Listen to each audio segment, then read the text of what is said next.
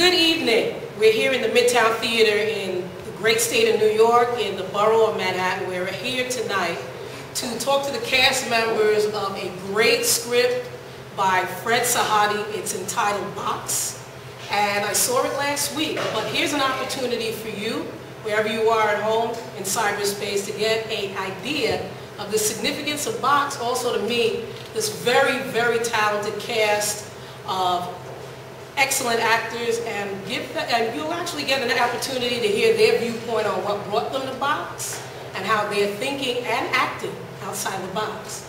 So I'm going to start to my left, and I'm going to let the actors introduce themselves and also tell them a little bit about their role. Thank you.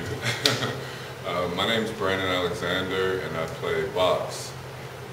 The character to me is he's the manifestation of faith, of redemption, of love and compassion. The relationship that he has with the rest of the characters in the play it's close to like a brotherhood.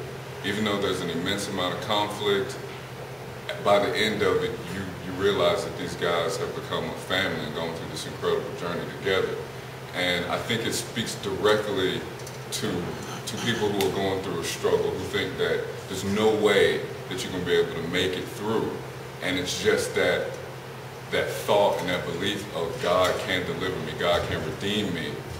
If you live by that and you have that kind of mindset, then anything's possible.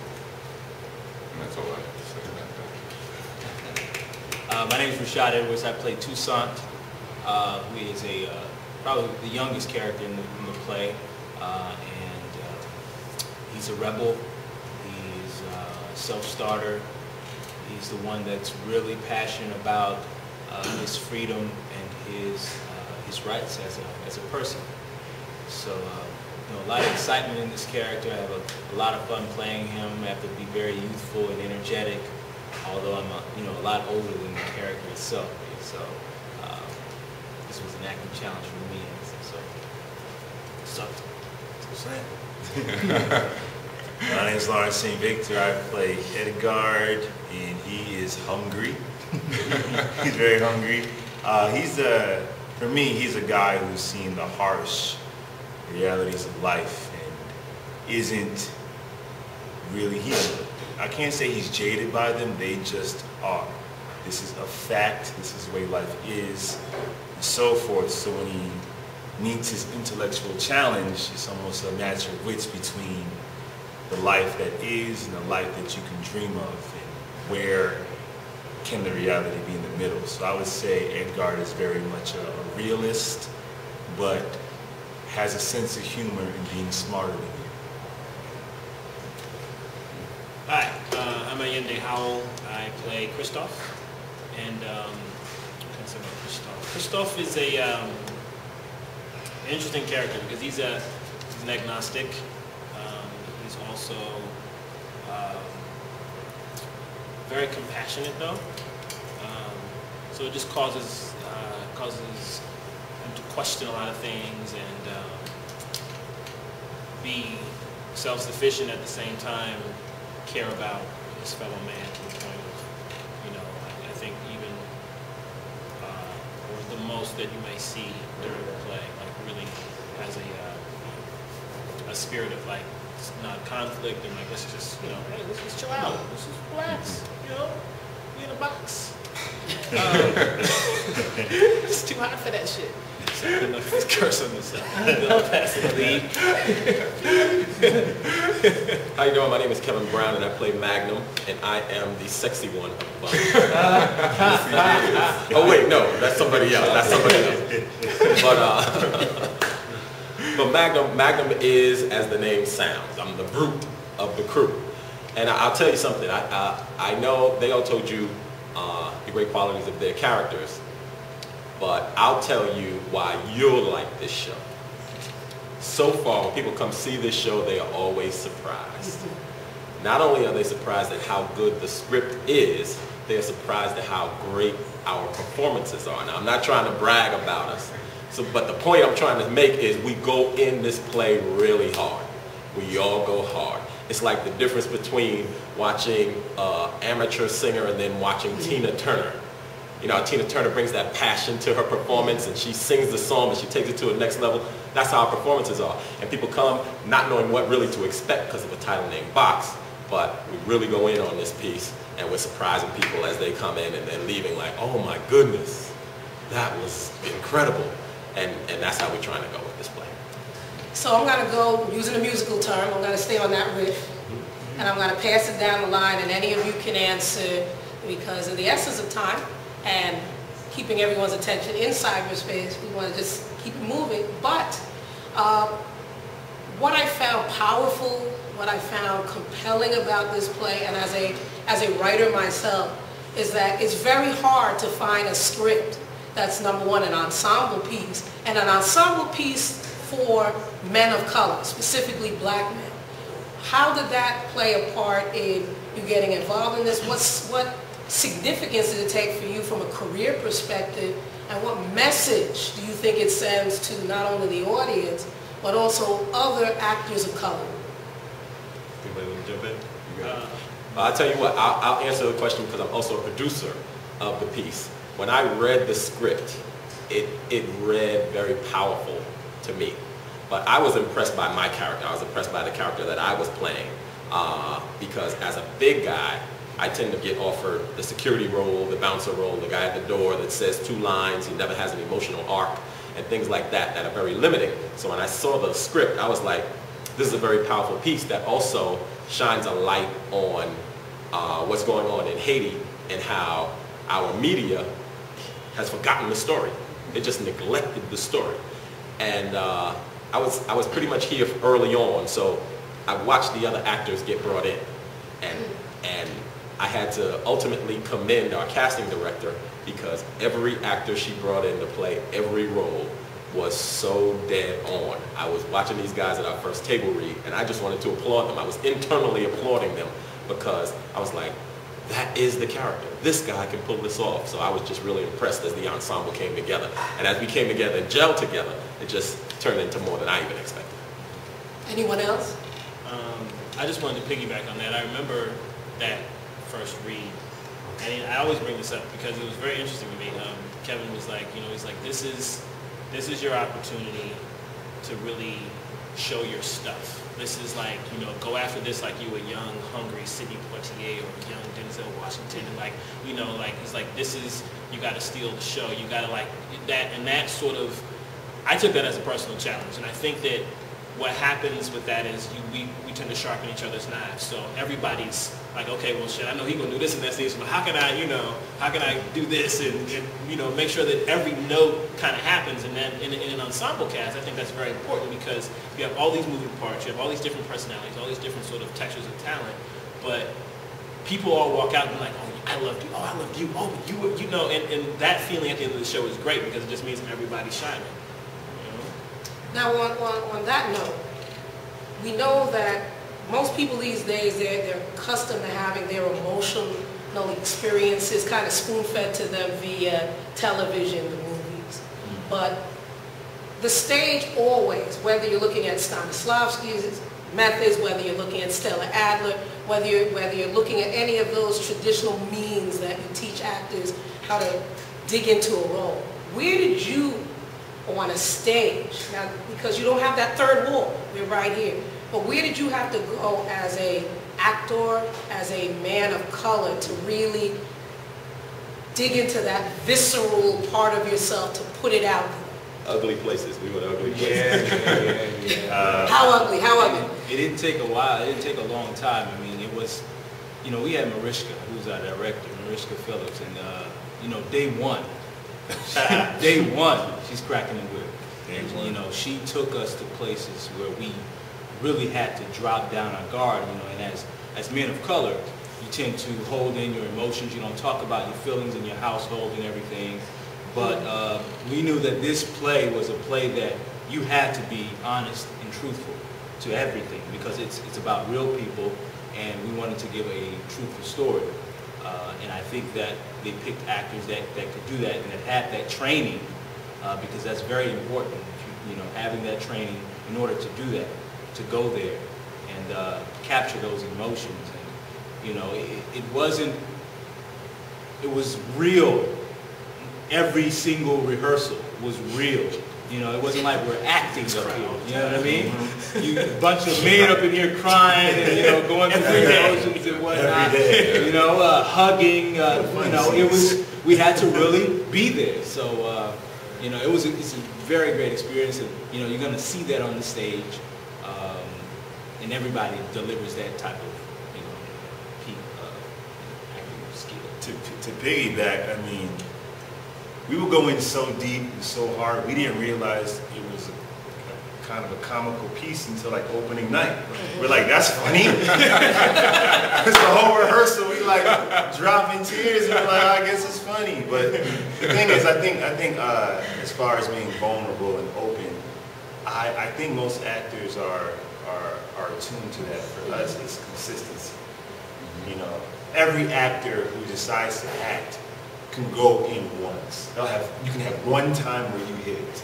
Yeah. For us, it's we got to do it the same way, in consistency, and not redo something, recreate it from scratch every single day. And we had a director that was very sensitive to that. So our rehearsal process, the beginning of rehearsal, was always the same. You know, it was always that type of shedding off the world, shedding off our baggage, dropping into our characters and going. Every day was exactly the same. So it opened us, it became a part of our instrument. So when we come up here, we're just open and you know, in some plays or even television and stuff, the main notes in acting is listening. But I don't really remember us getting that note. We got a lot of notes. Yeah. But listening to each other was never one of those things where she had to beat us over the head. We were so sensitive to one another, and I think you can see that, you know, at the least, you see us listening and engage with one another. I think what also struck me is that as a person who also sat as a writer and a producer and saw my words come to life, the greatest thing for a writer is always to see somebody take it to the next level. And like you said, you feed off each other, you play off each other. But in terms of the comedy, and I know Brandon, he's been quiet over there. But in terms of, you brought up, Lawrence, that there were these comedic notes that all of a sudden just kind of hit on opening night.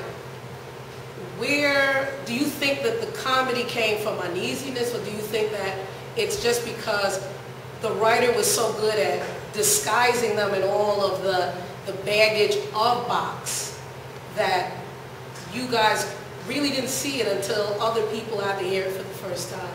Yeah, it was exactly what Lauren said. You know, you go into these moments in the text where the writing is so deep and so poignant and so emotionally weighted that as an actor you get caught in that and you don't even realize that the next thing that the character says or the next person says is so witty and so on point that it's comedy out of tragedy.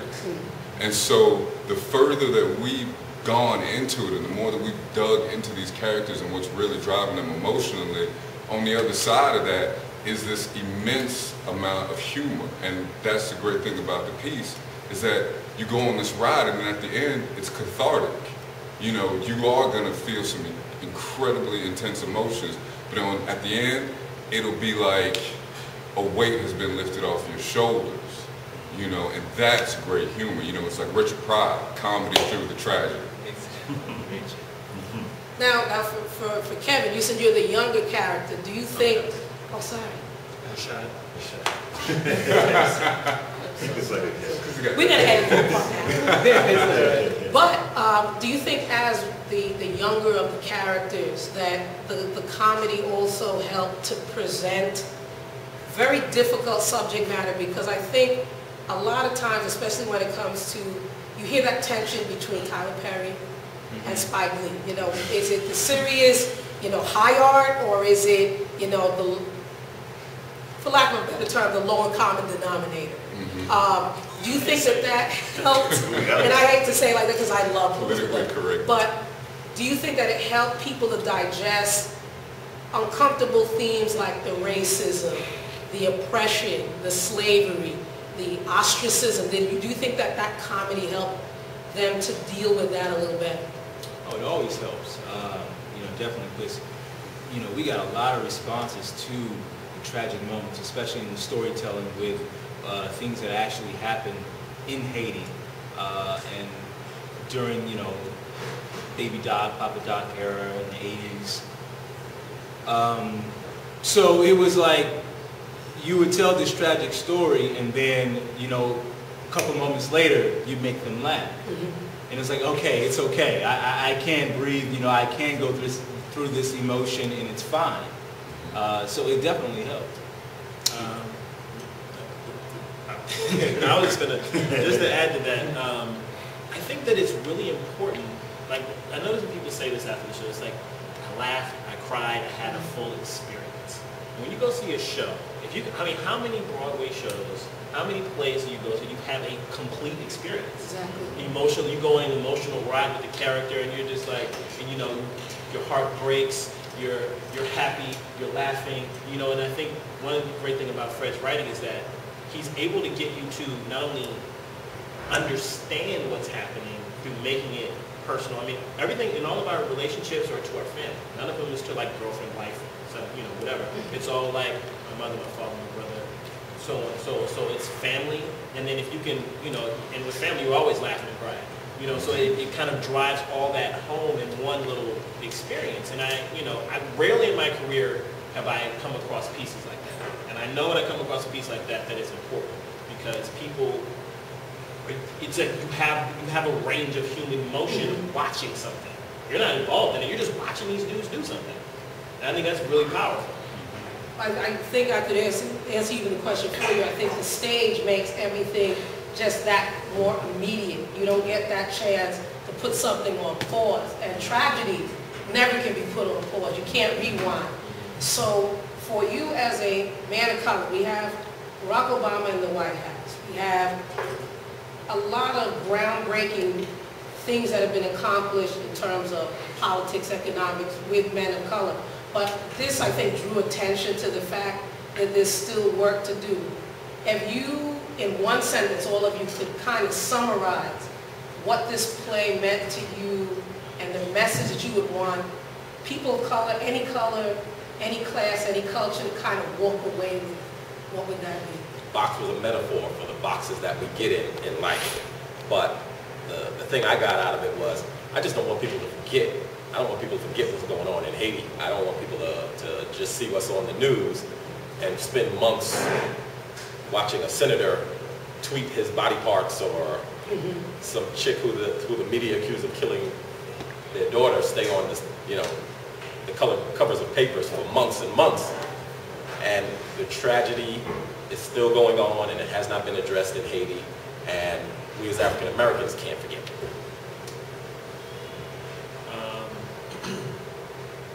I think for me, what I want people to walk away from it with is, you know, kind of echoing that.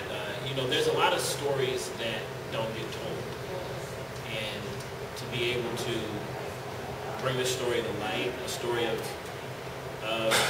Haitian people and the struggle that is sitting right under our nose that we don't pay attention to, is a great thing to be able to do as an artist. And, you know, if I'm able to help tell that story, and I know this is more than one second. It's interesting because I've had Haitian people tell me, like, you know, when you pull your pants up like that, you just like a Haitian, you know. So it's great that I get I can embody that in some way and give honor to it. So yeah, that's what I think. For me, that's just strange. As an actor, I try not to define the script or try to do anything other than just be Edgar. So I can answer the question through Edgar. I guess it's forgiveness, especially of oneself, you know. I feel that Edgar, in my opinion, is one of the tougher guys here as far as what he's been through and all that he can go through, and mentally and spiritually. At the end of the day, it's his lack of forgiveness of self that pretty much destroys him. So I would have to say that through Edgar, what I'm trying to carry out is that you have to forgive yourself of your past. You have to let things go. You have to allow yourself to heal, or you'll destroy yourself anywhere. You can be in a mansion destroying yourself, on the streets destroying yourself. It doesn't matter. So I guess self-preservation in forgiveness and forgiving.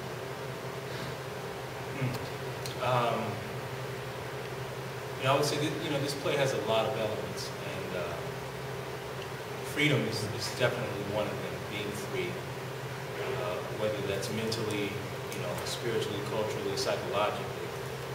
But in you know, this piece, what I would say, what I want people to walk away with is that sense of not giving up on your dreams, realizing your dreams, and not taking them for granted. These guys put themselves in a box, a metal container, from Haiti to America. You know, how many people you can say will go from, you know, one place to another on a Greyhound, to put themselves in a box, to go from New York to LA to be, you know, to have the dream of becoming an actor. Not many people will do that. You know, they'll borrow their friend's car, or, you know, take a bus or something like that, pay for it. But these guys knew that this was their only opportunity to be free and to fulfill their dreams. So fulfill your dreams and do anything you can in order to make it happen. Yeah, just to piggyback off of what he said, I think that without having a sense of faith, without having a sense of redemption, then to attain freedom really it's almost impossible.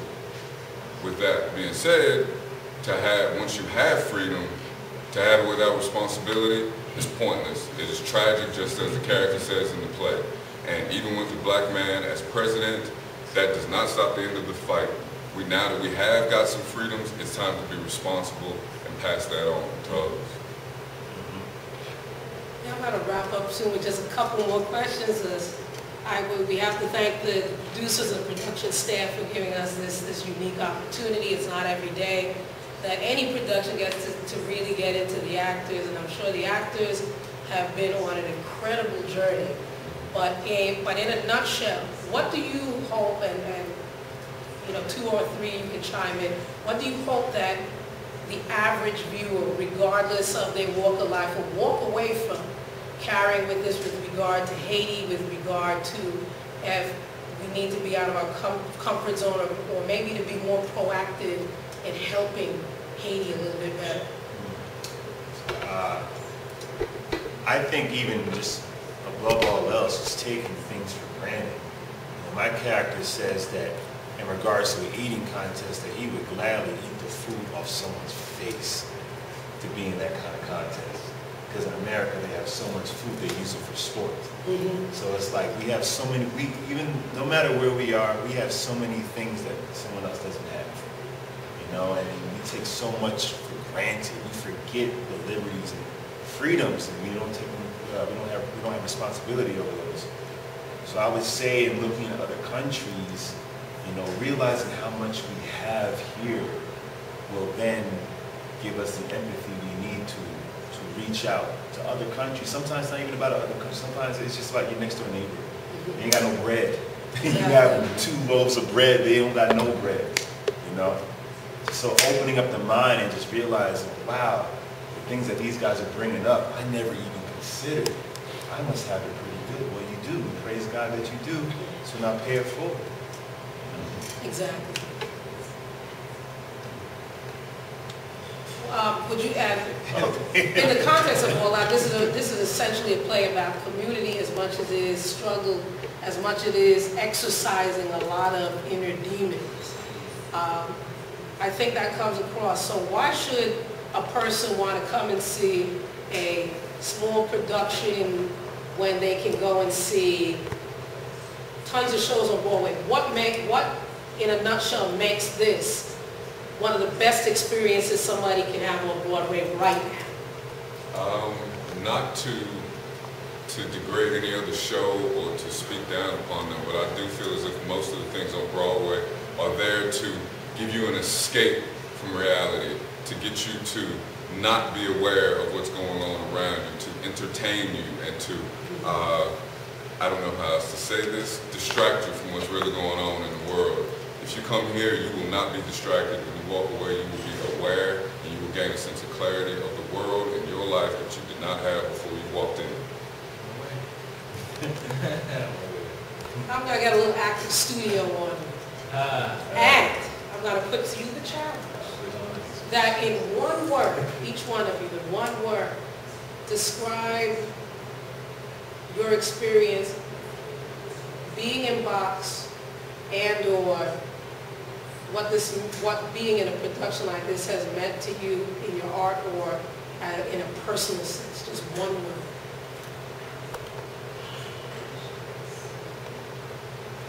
Rewarding. It's been very rewarding. That's my one.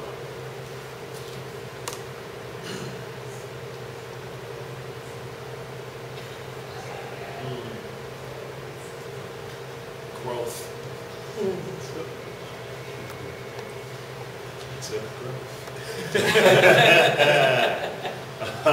Okay.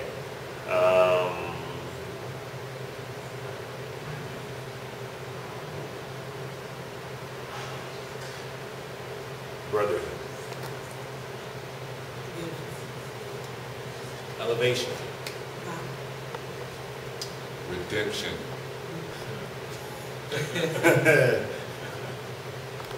So I once again have to thank the brilliant actors, the brilliant team, the brilliant production staff that brought Box to us here in New York. And on behalf of Urban Cusp, Ambition Style, and me, Cecilia T. Capers, I am so thankful I had an opportunity to sit with these gentlemen.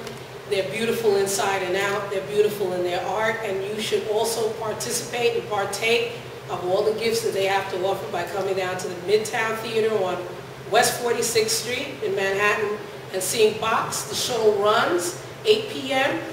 every night, Tuesday, Wednesday, and Thursday, and Sunday matinees at 3 until October 6th. So please log on to www.boxtheplay.com, and you can find any of these gentlemen on more than likely Facebook and Twitter, and I'm sure if you Google their names, you will find all of them. But I wish great success for this production.